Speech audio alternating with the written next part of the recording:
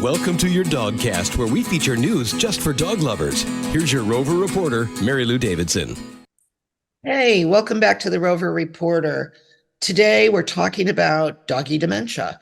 It is kind of like Alzheimer's in humans, but to help explain it and talk about things that we can do to sort of delay it and maybe even treat it, Dr. Jim Dobies is here, and he's the founder of Urgent Vet, and they have now more than 52 clinics across the U.S. Congratulations on that, Jim. Thank you very much. Happy to be here, and I appreciate the opportunity. Yeah, it's something that, we always worry about, and we're always keeping an eye out on our dogs to make sure that they're functioning at the same level that they were when they were 4 or 5 years old. At what age do you really start needing to pay attention and looking for those signs? I think those clinical signs often come along with some of the disabilities that go along with aging. So when you start to see evidence that your dog has mobility impairment, osteoarthritis, degenerative joint disease, they're not as active, they're not as able to exercise as they used to. Maybe they don't like to take steps. Maybe they don't like to jump on the bed, that kind of thing. I think you really have to start thinking about cognitive decline at that stage. And then another is when you diagnose them with heart disease. Obviously, heart disease comes with some decrease in cardiovascular function, and blood flow to the brain certainly is a concern at that point as well. So if you're talking to your veterinarian about a heart murmur or about any type of disability in your dog, you should also start to consider whether or not there's a cognitive decline going on as well. That's interesting. I've recently been through that, and I wish I would have asked my my vet about that. She didn't bring it up, but now I know. How common is it? I read somewhere, I've read a whole bunch of different numbers. One said 17 to 35%. Another said 50% of dogs over the age of 8. How common is it? In my clinical experience, I think it's probably closer to that 50% number. And the symptoms that you see, I have a senior dog myself. The symptoms that I've noticed in her in particular is that even though her eyesight and her hearing is fine, her ability to navigate our backyard and respond to my voice and to our verbal cues has declined. So I'll call her name, and sometimes she'll come because I know she can hear me. She can certainly see me and smell me. Sometimes she appears to be lost and disoriented. It's not uncommon for her to go to the wrong side of a door to be let in or let out. So instead of going to the open side, she goes to the hinge side. Mm-hmm. And one other thing that she often does, well, two other things that she does. One is she'll bark at things that aren't there. I ask her, what are you barking at? Unfortunately, she doesn't tell me. But I don't think that whatever it is that she's cued onto is actually there in reality. And then the final piece of it is, and I think this is fairly common in human medicine as well, is her days and nights get mixed up. So she spends a lot of her time during the day sleeping, and then at night, she's unable to rest, and she's quite anxious and restless. So she'll jump up and down off the bed, she'll scratch, she'll whine, she'll, wander around the house. She might actually have accidents in the house. And I don't think any of that is her being spiteful or, a lack of training. I genuinely think she's confused. And so obviously, you can see these symptoms. And if they happen occasionally, I don't think that it's necessarily a sign of cognitive decline. But if they're happening daily or weekly on a regular basis, I think there's certainly characteristic of that sort of thing. And what we call that is canine cognitive dysfunction. It actually has a name. And it's kind of like sundowners, right? Mm-hmm. Yeah, and there are some dog models that they're using for Alzheimer's disease in people, but I don't know that I think the jury is still out on whether or not dogs serve as a good model from that standpoint. But certainly there are aspects of canine cognitive dysfunction that are reminiscent of Alzheimer's in people. So it's actually caused by some kind of protein situation in the brain, right? That's the current thinking. I think that there's still an awful lot that we don't know. Canine brains are similar to ours from the standpoint that we're both mammals, but the brain itself in people, obviously, we've got a very well developed frontal lobe, and our brain sits in, this case that has, fluid that protects our brains, whereas dogs, their brain fills most of that space. And so it's a different type of setup, if you will. Yeah. And some of the symptoms that we see in Alzheimer's, which have to do so much with memory and with processing and with personality, those aren't easily translatable into dogs. So certainly dogs have intelligence, and many people would argue that they do have, a sentience about them. They're just different than people are. So it's hard to say with certainty, that the mechanisms are the same and that the fixes are the same. It may be that one thing that works in people would not have any benefit in dogs and vice versa. Yeah. And when you have an older dog that may be experiencing that, I know we've all tried, there are lots of over-the-counter type calming treats, or an anxious dog at 2 a.m. is something to deal with, right? Oh, it is. Nobody can sleep. Do you have any recommendations for those types of situations? Yeah, I think a lot of the same things that we recommend in people do have some benefit in dogs. So, the first and foremost is make sure that, your dog is eating a well-balanced diet.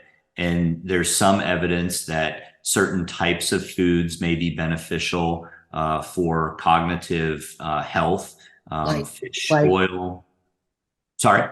like what kinds of? Yeah. So like fish oil, for example, and glucosamine and chondroitin from the standpoint of osteoarthritis and degenerative joint disease. And there are other proprietary diets out there that make claims about cognitive function. But along with the diet, then regular exercise and enrichment activities that gets your dog out walking and active, and that challenges them to be interactive with you, to help keep that brain game going more frequently. And of course, exercise during the day, certainly does lend itself to better sleep at night. So those things are all helpful.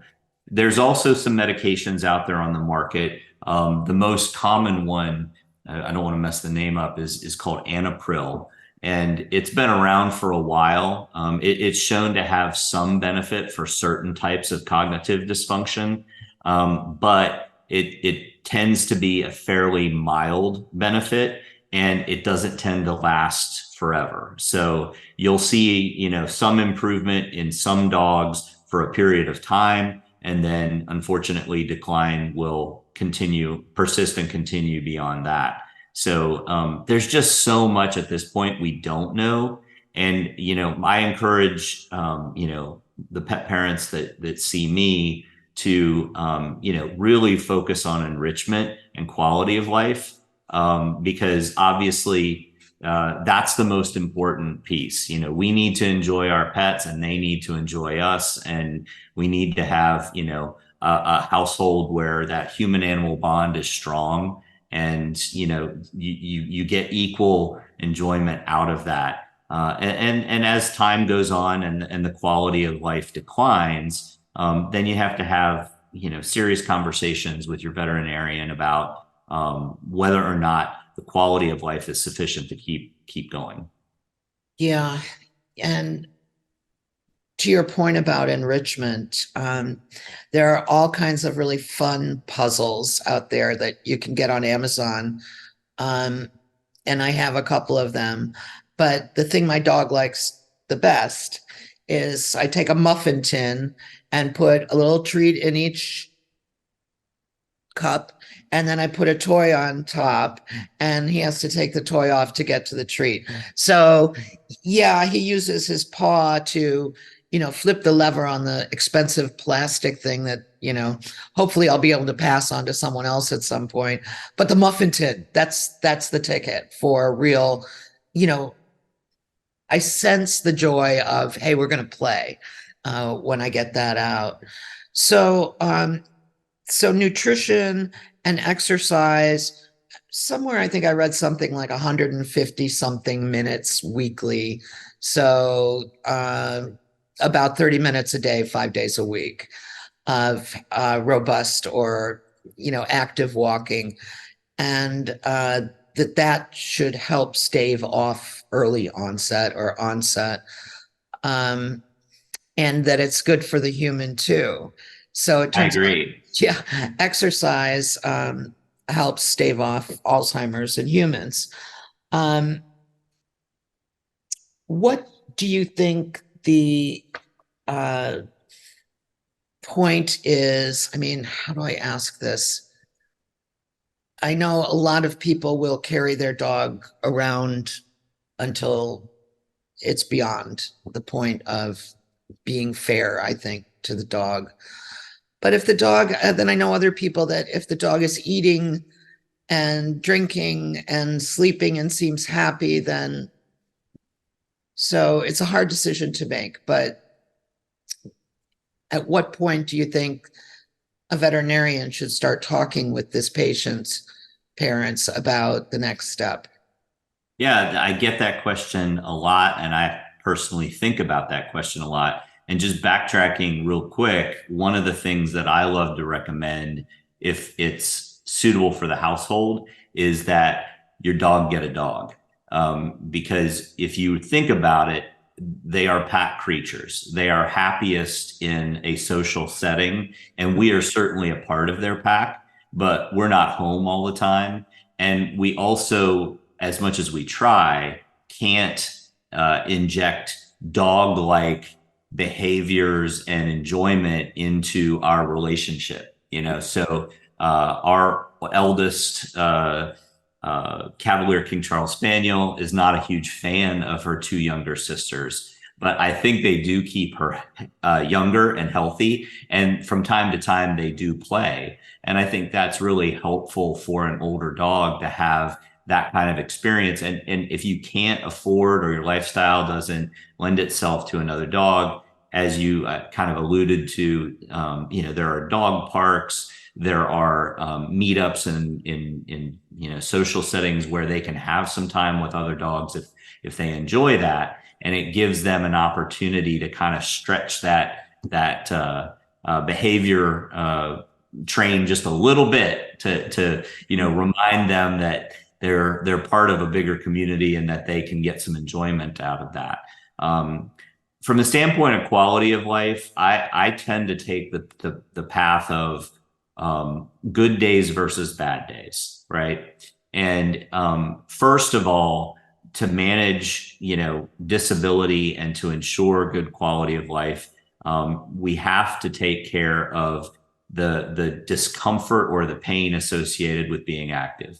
So we have to make sure that if they have osteoarthritis and degenerative joint disease, we're taking the steps we need to take so that they're not in discomfort and that they can be active. Secondly, to your point, they need to be eating and drinking a healthy diet so that they have the building blocks that they need in order to be active and healthy. And then, the third thing is, are they able to maintain a certain level of cleanliness? For me, once a dog is unable to remain continent and to avoid soiling themselves in their bedding, that is a need for most animals, whether it people, cats, dogs, etc. In if they can get up and go outside and use the bathroom and enjoy sitting in the sunshine and that kind of a thing, I think the quality of life is still there. Once we get into a position where we have to spend a lot of time, cleaning up after them and cleaning them physically, I think it starts to take a toll not only on their own sense of well-being, but on our sense of enjoyment. Right. It's tough. So if on a daily basis, the dog is just no longer able to get up, go outside, do its business and enjoy that time, and then really all it's doing is sleeping and then maybe eating. It's time to start thinking about crossing the rainbow bridge, because they don't see time the way that we see time. For us, time is a very valued proposition that we talk about and think about using wisely. I often would love to be more like my dog, where I'm present and I enjoy, every moment to the fullest, right? Right. Unfortunately, I haven't captured that superpower just yet. But if they can't do that, if they're in constant discomfort, they're not eating and drinking, and on a daily basis, they're just not able to function normally, I think it's time to consider moving on to the next phase. So, I think the main takeaway then is to make sure that your dog is eating the right diet. And I guess you can talk to your veterinarian about that, do some research online, maybe supplement with some vegetables that you've cooked, and then exercise and enrichment. And those are the best things you can do to keep your dog healthy and have a healthy mind. So, Healthy mind and body. yeah. Well, Jim, thank you so much for explaining all these complicated ins and outs of dog cognition, because I think it's a mystery that we wanted to wrap our heads around so that we can do the best thing for our dogs. And we hope to see you again on the Rover Reporter. Thanks for having me.